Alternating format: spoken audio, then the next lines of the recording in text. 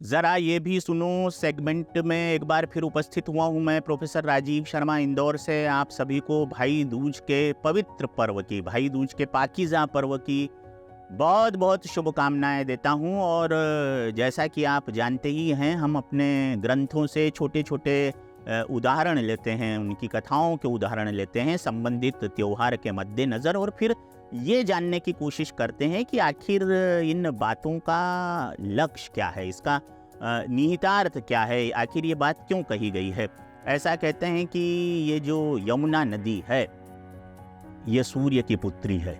तरनी तनुजा तट तमाल तरुवर बहु छाए, झुके कूल सो जल पर सन हित मन हूँ सुहाए। ये सूर्य पुत्री यमुना है। और यमराज जो हैं वो भी सूर्य के पुत्र हैं, यानी यमराज और यमुना भाई बहन हैं। एक बार क्या हुआ कि यमराज भैया अपनी बहन यमुना के पास गए।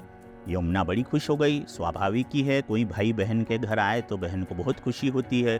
तो यमुना ने अपने भाई का बहुत स्वागत किया, बहुत अच्छा खिलाया पिलाया, टीका काढ़ा, बड़े प्रेम से रखा, बड़ा सम्मान दिया, बड़े वात्सल्य की अनुभूति यमराज को भी। तो भाई ने अपनी बहन से कहा कि मैं बहुत खुश हूँ, मैं तुझे कोई वरदान देना चाहता हूँ, कोई सौगात देना चाहता हूँ। तो यमुना ने कहा कि भला भाई से क्या सौगात लूँ, मगर भाई ने कहा बहन है मेरी तो सौगात तो तुझे दूंगा ही।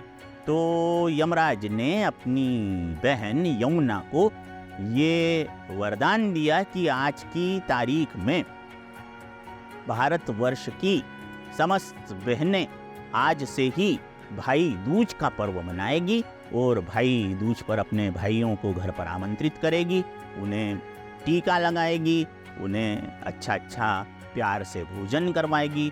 और कथा ये है कि तब से भाई दूज का पर्व हम मनाते चले आ रहे हैं। अब इसमें समझने वाली बात यह है कि यमराज और यमुना दोनों सूर्य के बेटे और बेटी हैं, यानी प्रकाश के बेटे और बेटी हैं, यानी ज्योति के बेटे और बेटी हैं। इसका अर्थ ये हुआ कि वो जो परमात्मा है जिसके सब बेटे बेटी हैं वो ज्योतिर्मय स्वरूप में है, क्योंकि सूरज की रोशनी अपने आप में ज्योति का प्रतिनिधित्व करती है, उसका एक एग्जाम्पल मात्र है, उसका उदाहरण मात्र है।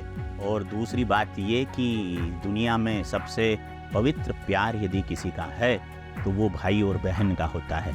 न केवल उसमें पाकीज़गी है, बल्कि मुसीबत के समय चाहे बहन पर मुसीबत आई हो तो भाई, और भाई पर मुसीबत आई हो तो बहन, दोनों एक साथ जब मिलकर खड़े हो जाते हैं तो एक और एक दो नहीं होते, एक और एक 11 हो जाते हैं। तो भाई दूज के पर्व की सारी बहनों को और सारे भाइयों को एक बार फिर से बहुत बहुत बधाई, बहुत बहुत शुभकामनाएं। प्रसन्न रहें, खूब पकवान खाएं।